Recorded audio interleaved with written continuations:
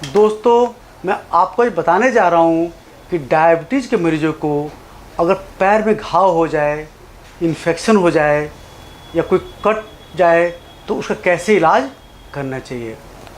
जैसे आपको पिछले एक हमारा वीडियो है फुट केयर इन डायबिटीज़, उसमें मैंने बता रखा है कि कई वजहों से डायबिटीज़ के मरीजों के अंदर पैर के अंदर घाव होने की संभावना बढ़ जाती है और अगर जब घाव हो जाता है तो जल्दी नहीं भरता है।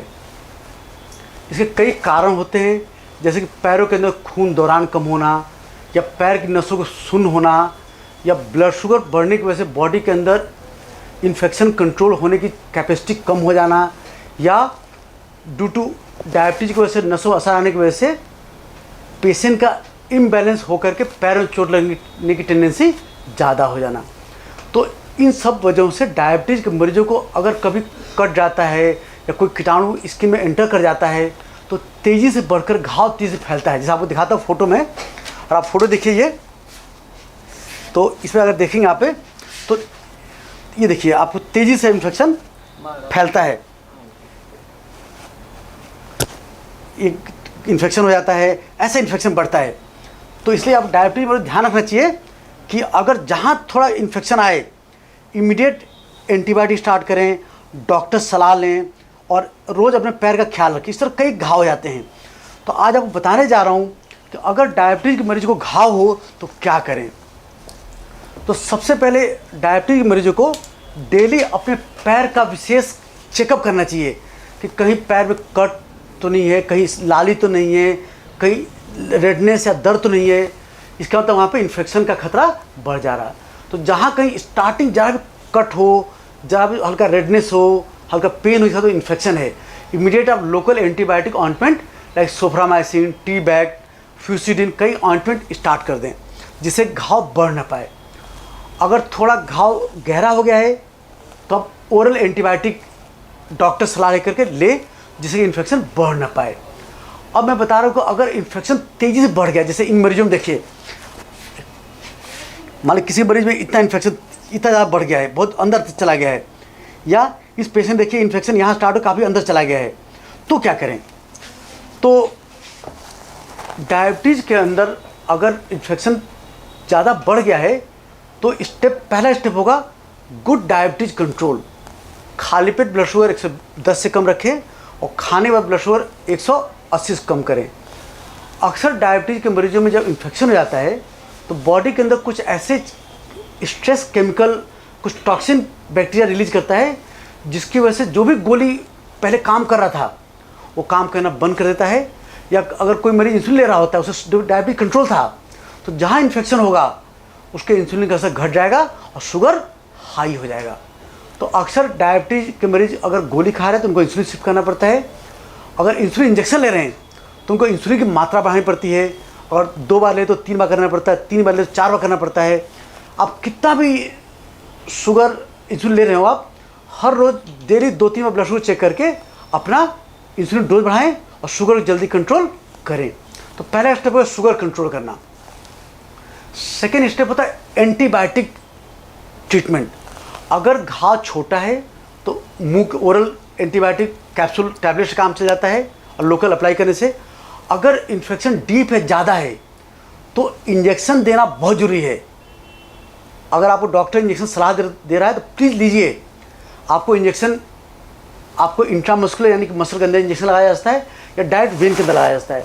इंजेक्शन 1 बार या 2 बार लगाया जाता है। कितने बार बहुत इन्फेक्शन ज़्यादा होने पे ये भर्ती कर करके intravenous insulin through direct when के अंदर लगाते हैं। तो प्लीज़ अगर डॉक्टर सलाह दे रहा कि आपका इन्फेक्शन ज़्यादा है, एडमिट होकर इंजेक्शन लगवाएं, तो प्लीज़ अवॉइड मत करें, क्योंकि डायबिटीज़ के मरीजों में इन्फेक्शन तेज़ी से बढ़ता है। इसलिए एंटीबायोटिक इंजेक्शन ज़रूर लें। ये दवा एंटीबायोटिक कब तक लेनी है? कम से कम 7 से 10 दिन, कभी कभी अप टू 2 वीक में लेना पड़ता है।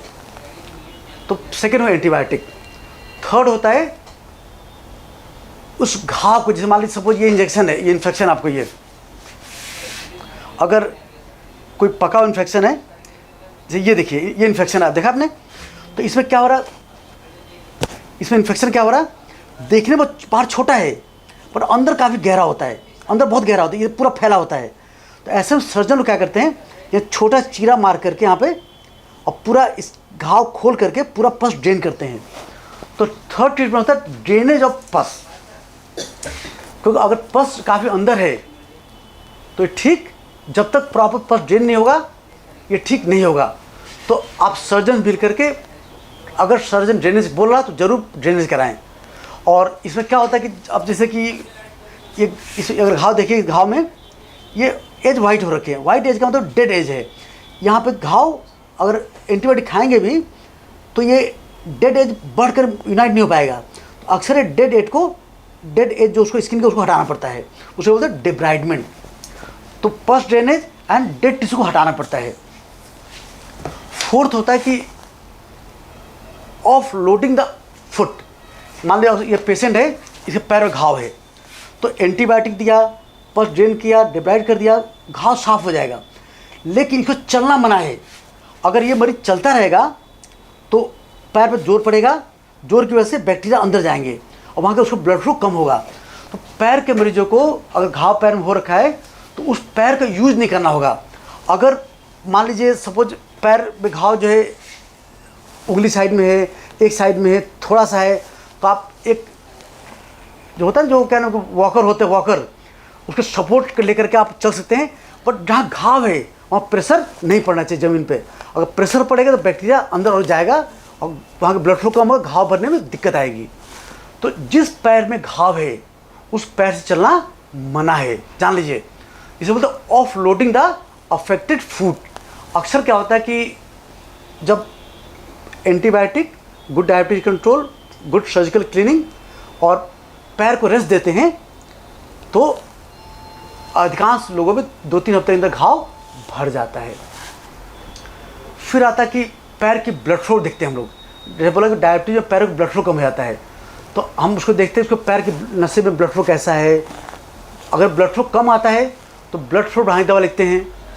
और कभी कभी अगर ब्लड फ्लो बहुत डाउन होता है तो ब्लड फ्लो बढ़ाने के इंजेक्शन भी करने की नौबत आ जाती है। तो अगर आपको डायबिटिक फुट इन्फेक्शन है तो पांचों केयर करिए: good diabetes control, good antibiotic, surgical cleaning and removal of dead skin and offloading and proper rest. अक्सर क्या होता है, मैं देखा हूँ कि पैर के घाव वाले मरीज एंटीबायोटिक खाते हैं, शुगर कंट्रोल रखते हैं, पर चलते रहते हैं, तो उस घाव वाले एरिया को रेस्ट नहीं मिलता है, इसे भरता नहीं है। अगर आप पांचों चीज़ करेंगे तो फिर आपका घाव जल्दी भर जाएगा। और किसी का घाव बहुत पुराना है तो उसमें कुछ दवा पाउडर आती हैं, ग्रोथ फैक्टर पाउडर आते हैं, जो कि घाव को तेज़ी से हीलिंग में हेल्प करते हैं। तो आई होप कि इस वीडियो समझ करके आप अपना फुट केयर प्रॉपर कर पाएंगे। और हमारा एक वीडियो है how to take foot care in diabetes, को सुने और समझें और पैर का ख्याल रखें। और अगर आपने मेरा वीडियो तो सब्सक्राइब नहीं किया तो सब्सक्राइब कर दें, इसको लाइक करें और शेयर करें, सो दैट ज़्यादा से ज़्यादा लोगों की नॉलेज जा सके। थैंक्स।